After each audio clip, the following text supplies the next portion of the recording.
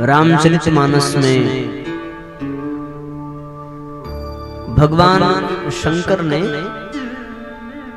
गरुण जी को कागभूषुंडी जी के पास भेजा है, ये कह करके कि वहां जाएं और वहां सत्संग करें। भगवान राम को जब नागपाश में मेघनाथ ने बांध दिया और गरुण जी भगवान राम और लक्ष्मण को नागपाश से मुक्त कराने आए, तो उन्होंने भगवान को बंधन में देखा तो उनको एक प्रकार का भ्रम हो गया कि सारे त्रिलोक का स्वामी और उनको बंधन से मुक्त करने के लिए मेरी आवश्यकता पड़ रही है, तो फिर ये किस बात के भगवान हैं? ये शंका लेकर के वो भगवान शंकर के पास गए, तो भगवान शंकर ने उनकी शंका के समाधान के लिए उनको कागभूषुंडी जी के पास जाकर सत्संग करने का सुझाव दिया। रामचरितमानस में वर्णन आता है, तब ही होय सब संशय भंगा, कब जब बहुकाल करिय सत्संगा, जब बहुत वर्षों तक सत्संग किया जाए।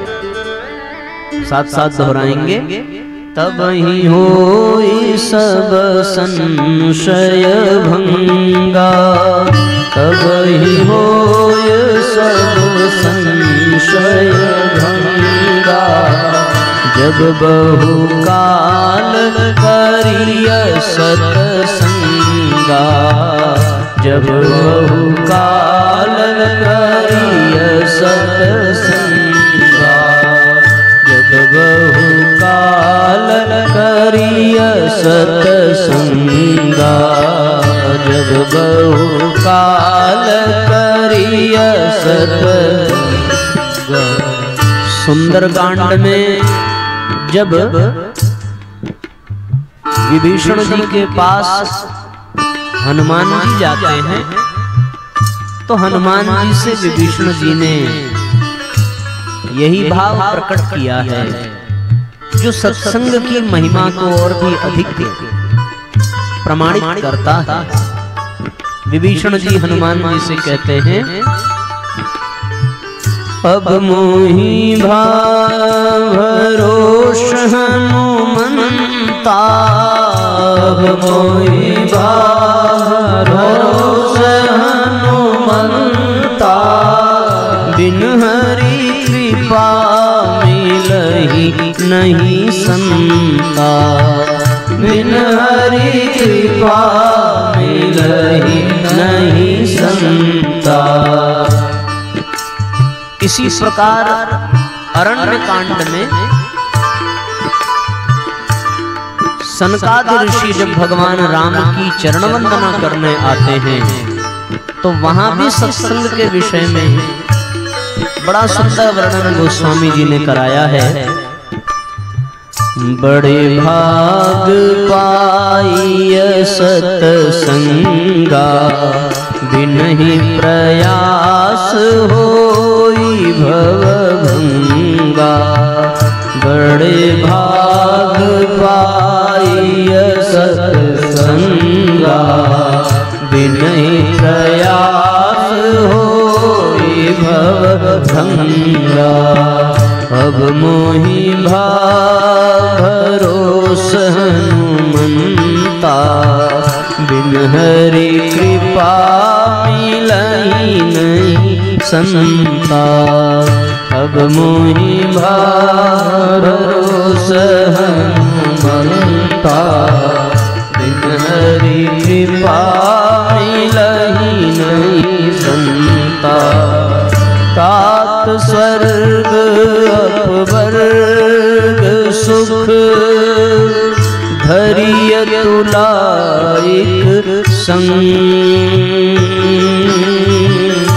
तूलन ताहि सकल मिली, तब सुख लव सत्संग।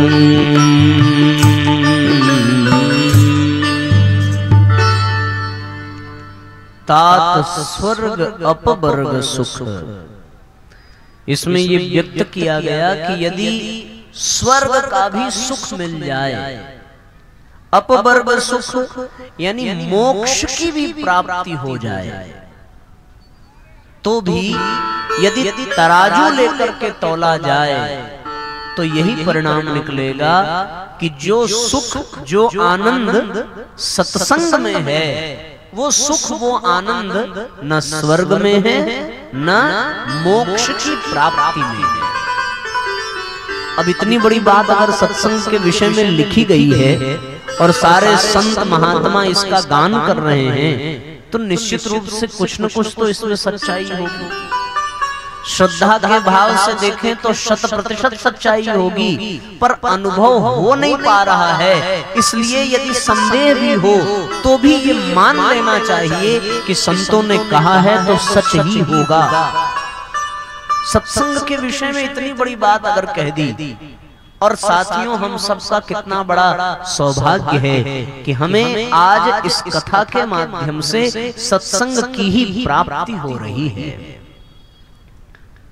जिस सत्संग के विषय में इतनी बड़ी बड़ी बात कह दी जाए, सत्संग के माध्यम से जो सबसे अधिक और सबसे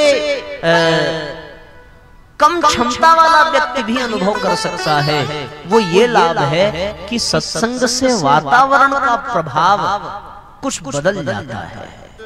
वातावरण में एक बहुत सुंदर अनुभूति बिखरने लगती है। वातावरण अत्यंत पवित्र, अत्यंत पावन हो जाता है। ये सत्संग की परंपरा हमारे ऋषि मुनियों के द्वारा बहुत प्राचीन समय से चली आ रही है, और जहां पर ऐसे सत्संग का अत्यंत पवित्र पावन वातावरण विद्यमान रहता है, वहां हिंसक पशु और पालतू पशु दोनों एक साथ एक घाट पर पानी पीते हैं, ऐसा भी वर्णन शास्त्रों में मिलता है।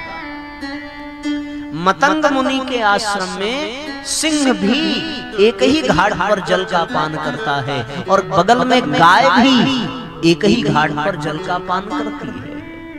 जहां सत्संग घनीभूत रूप में विद्यमान होता है, वहां का वातावरण इतना सुंदर बन जाता है कि स्वयं शेरनियां भी हिरण के बच्चों को दुग्धपान कराती हैं। ऐसा सुंदर वातावरण बन जाता है सत्संग के प्रभाव से। मृग छोनों को दूध का पान कराने का क्रम शेरनियों के द्वारा प्रारंभ हो जाए, ये वास्तव में सुनकर के बड़ी आश्चर्यचकित कर देने वाली बात लगती है, पर साथियों वास्तव में ऐसा होता है। आप विचार करके देखें, ये वातावरण का ही कितना सुंदर प्रभाव है। आप अपने घर में बैठे होंगे तो आपके मन में नाना प्रकार की चिंताएं होंगी, नाना प्रकार के उलझने होंगी, मन कुछ उदास होगा, बाल बिखरे होंगे, चेहरा विचित्र सा लग रहा होगा, पर आप इस पंडाल में अपने आप को देखने का प्रयास करिए। मुझे एक भी व्यक्ति ऐसा दिखाई नहीं पड़ता जिसके चेहरे पर मुस्कान न हो। हर व्यक्ति प्रसन्नता का अनुभव कर रहा है, हर व्यक्ति आनंद का अनुभव कर रहा है, जबकि उसको कोई 5 स्टार होटल में नहीं बिठाया गया, उसको सोफे पर नहीं बिठाया गया, जमीन पर पालथी मार करके बैठा, बिना टेक लेकर के बैठा, अपरिचितों के बीच में बैठा, उसके बाद भी मुस्कुरा रहा है। इससे बड़ा प्रमाण सत्संग का और क्या हो सकता है? आप कल्पना करके देखिए, आपके बगल में बैठा व्यक्ति आपसे बहुत परिचित नहीं है, आप अपनों के नहीं परायों के बीच में बैठे हो, असुविधा के लिए बैठे हो, और उसके बावजूद भी अगर मुस्कुरा रहे हो, तो इससे बड़ी बात और क्या हो सकती है? ये कहां हो सकता है? ये केवल और केवल सत्संग में ही हो सकता है, अन्यत्र कहीं नहीं हो सकता। हंसी मजाक तो आपको हर जगह मिल जाएगा, पर आंतरिक प्रसन्नता, ओठों पर मधुर मुस्कान, निश्चिंतता का भाव और साथियों उदारता की मन स्थिति, ये केवल और केवल सत्संग के पंडाल में ही हम अनुभव कर सकते हैं। यहाँ अपने से ज्यादा परायों के विषय में सोचने का भाव जागृत हो जाता है कि हमारी वजह से किसी को असुविधा ना हो, हमें हमारी वजह से किसी को परेशानी ना हो। इस तरह के दैवीय भाव का जागरण कहाँ से होता है? केवल और केवल साथियों सत्संग के प्रभाव से होता है। स्वाध्याय में जब हम किसी साहित्य का अध्ययन करते हैं तो हमारे पास श्रेष्ठ विचार तो आ जाते हैं, हमारे पास अच्छी तर्क शक्ति आ जाती है, अच्छी बातें हमारे सामने, अच्छी जानकारियां हमारे सामने प्रकट हो जाती हैं, लेकिन उन अच्छी बातों, अच्छी विचारों को अपने भीतर धारण करने की शक्ति जागृत नहीं होती। वही बात जब हम किसी सत्संग में सुन लेते हैं और किसी योग्य वक्ता के द्वारा सुन लेते हैं और किसी श्रेष्ठ संतों के सानिध्य में सुन लेते हैं, तो उन विचारों, उन सूत्रों को जीवन में धारण करने की शक्ति और प्रेरणा भी अपने आप जागृत हो जाती है। ये सत्संग की महिमा है। जब किसी समर्थ सद्गुरु के सानिध्य में बैठकर के कोई व्यक्ति सत्संग करता है तो उस सत्संग में बैठने पर उसके जीवन में स्वतः आमूलचूल परिवर्तन हो जाता है और देखते देखते उस व्यक्ति का जीवन अपने आप परिवर्तित होता चला जाता है। कल तक जो व्यक्ति बुराइयों में जकड़ा रहता है, अब वो धीरे धीरे अच्छाइयों की ओर बढ़ने लगता है। जो अब तक पशुवत जीवन व्यतीत कर रहा था, अब वो मनुष्य के गौरव गरिमा के अनुसार जीवन जीने लगता है और वो धीरे धीरे व्यक्ति मानव से देवता, देवता से ऋषि स्तर की चेतना बनता चला जाता है। ये परिवर्तन साथियों केवल और केवल सत्संग की वजह से होता है। ऐसा सत्संग जहां मिल जाए वहां धरती के स्वर्ग को, उस स्थान को धरती का स्वर्ग कहना चाहिए। उससे श्रेष्ठ आनंद इस धरती पर और कहीं नहीं होगा, जहां वास्तव में श्रेष्ठ सत्संग की प्राप्ति हो रही है। अंगुलीमाल नाम का एक डाकू, आपने कई बार उसके बारे में सुना होगा। ये अंगुली नाम का डाकू, इसको कईयों ने समझाया होगा, कईयों ने सही रास्ता दिखाया होगा, कईयों ने मार्ग सुझाया होगा, पर जो समझाने जाता उसी की उंगली काट करके अपने गले में माला बनाकर पहनता और मार डालता।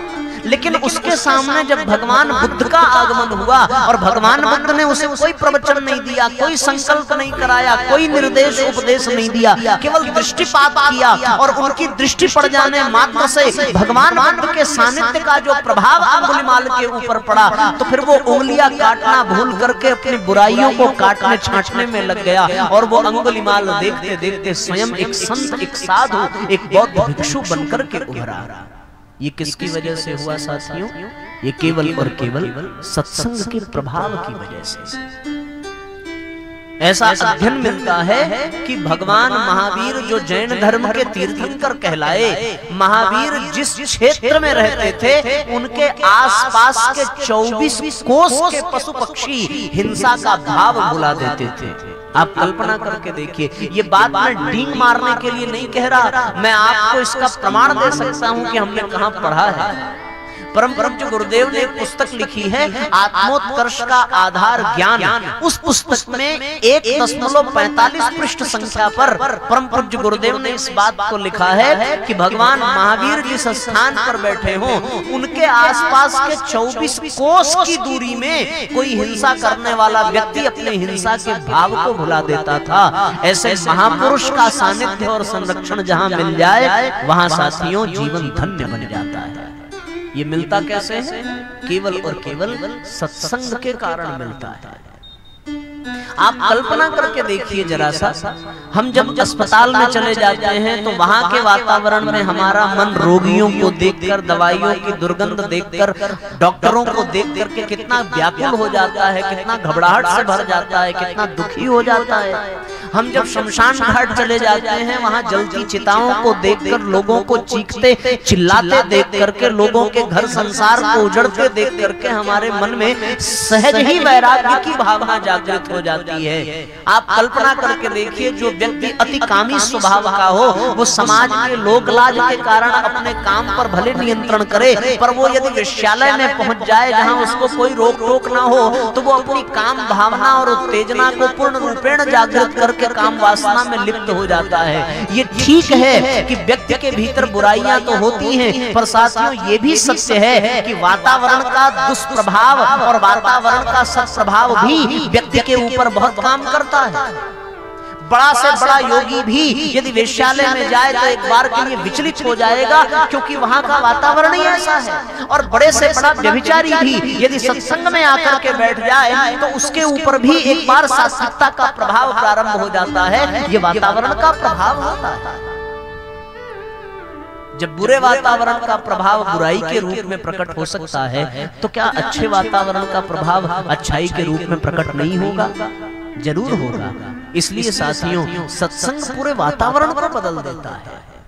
आप कल्पना करके देखिए, जितने प्रेम, जितने स्नेह, जितने सौहार्द, जितने सहकार से और जितनी आत्मीयता के साथ आप एक दूसरे से पास पास घनिष्ठता के साथ बैठे हैं, क्या अनायास आप बैठ पाएंगे? क्या नहीं बैठ पाएंगे। क्यों नहीं बैठ पाएंगे? इसलिए क्योंकि वहां सत्संग का वातावरण नहीं होगा।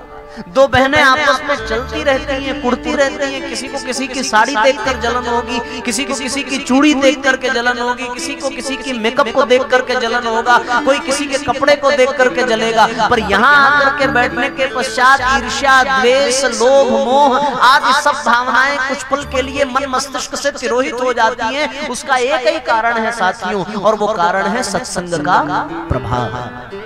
ऐसे सत्संग का जब प्रभाव मिल जाता है तो जीवन अपने आप श्रेष्ठता की ओर बढ़ चलता है।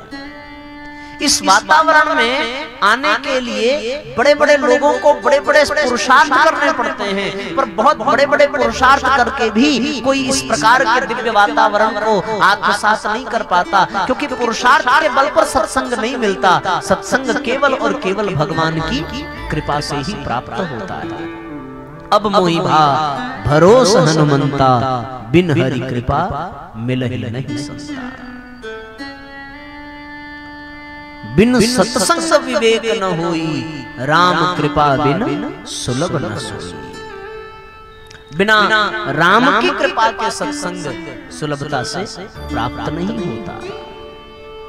तो साथियों, हम सबके ऊपर भगवान की कितनी बड़ी कृपा है कि हम उस पवित्र पावन सत्संग को प्राप्त कर रहे हैं, जिस सत्संग को पाने के लिए बड़े बड़े लोग तरसते रह जाते हैं। सत्संग हमारे व्यक्तित्व को बदल देता है। सत्संग हमारे भीतर की उत्कृष्टता को जागृत कर देता है। सत्संग हमारे प्रगति का मार्ग खोल देता है। सत्संग पाकर के साथियों, हम अपने विचारों को, अपनी भावनाओं को सुसंस्कारित बना लेते हैं। वाल्मीकि नाम के डाकू को बहुतों ने समझाया होगा, पर नारद जी का एक क्षण मात्र का सत्संग उन्हें प्राप्त हुआ तो वो डाकू से ब्रह्मर्षि वाल्मीकि बन गए। आदि कवि जिन्होंने रामायण भगवान राम के लीला प्रसंगों का गुणगान किया, वो केवल और केवल सत्संग के प्रभाव से ही बदल जाते हैं। क्षण मात्र का सत्संग भी यदि जीवन में मिल जाए तो जीवन धन्य बन जाता है। एक घड़ी आधी घड़ी, आधी में पुनि आधी, तुलसी संगत साधु की, कटे कोटि अपराध। ये सत्संग का प्रभाव है। पर एक बात और भी ध्यान रखने वाली है, जितनी सत्संग की महिमा है ना, उतनी ही महिमा कुसंग की भी है। ये भी जान लीजिए। अनेक वर्षों तक कुसंग में पड़ा व्यक्ति क्षण मात्र के सत्संग को पाकर अपने जीवन को धन्य बना लेता है। उसी प्रकार अनेक वर्षों तक सत्संग में पड़ा व्यक्ति क्षण मात्र के कुसंग में फंस करके अपने जीवन को नरक बना लेता है। ये भी जानने वाली बात है। एक बड़े पूज्य संत हुए भक्तमाली जी, उनसे शिष्य भाव से प्रश्न किया गया कि महाराज सत्संग क्या है। उन्होंने बड़ा सुंदर विचार दिया कि कुसंग का त्याग ही सत्संग है। कुसंग का त्याग कर देना ही सत्संग है। वास्तव में बुराइयों से बचने का प्रयास ही सत्संग है।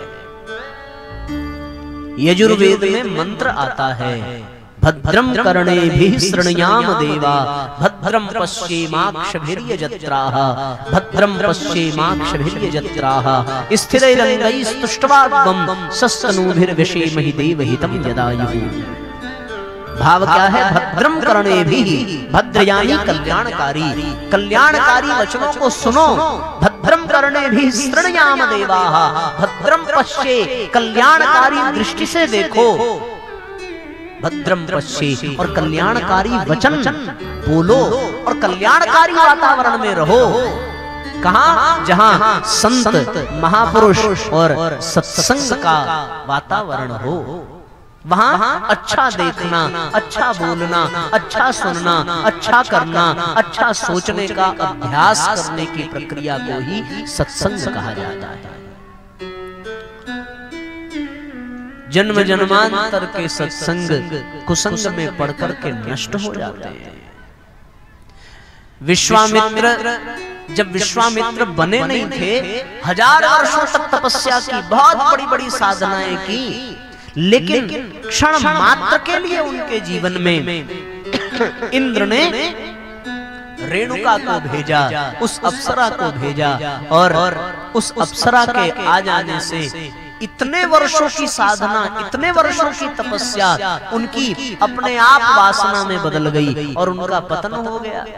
तो फिर वो वशिष्ठ ऋषि के पास आए और आकर के वशिष्ठ ऋषि से उन्होंने जिज्ञासा प्रकट की कि इतने वर्षों की साधना व्यर्थ चली गई, हम क्या करें? तब वशिष्ठ ऋषि ने उनसे कहा कि विश्वामित्र, आपको सदैव सत्संग का अनुसरण करना चाहिए।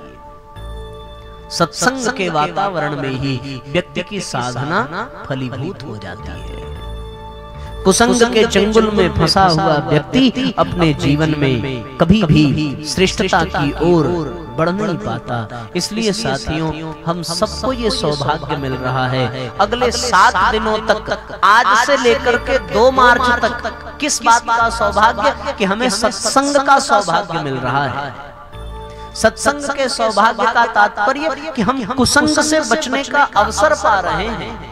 यहाँ से उठकर के बाहर जाने पर स्वतः हमें काम, क्रोध, लोभ, मोह, मद, मत्सर, ईर्ष्या, द्वेष आदि जकड़ लेंगे, घेर लेंगे, पर उनसे बचने के लिए हमें सत्संग के इस पावन भूमि पर आकर के एकत्रित होना पड़ेगा, जहाँ ऋषियों का संवाद होगा, जहाँ संतों का सानिध्य होगा, जहाँ ऋषि प्रणीत आध्यात्मिक विचारों का प्रवाह होगा, जहाँ परम पूज्य गुरुदेव के क्रांतिकारी विचारों को परोसा जाएगा, जहाँ बैठकर गायत्री मंत्र का जप संपन्न हो रहा है, जहां वेद इत्यादि का निर्माण करके देव शक्तियों का आवाहन किया गया है, और जहां आप जैसे श्रेष्ठ मनोभाव और श्रेष्ठ सद्भाव लेकर बैठने वाले व्यक्ति एकत्रित हो रहे हैं, उस पंडाल का वातावरण निश्चित रूप से धरती के स्वर्ग से भी सर्वश्रेष्ठ माना जाना चाहिए। ऐसे वातावरण में आकर के कोई भी व्यक्ति अपने जीवन के सौभाग्य को जागृत कर सकता है।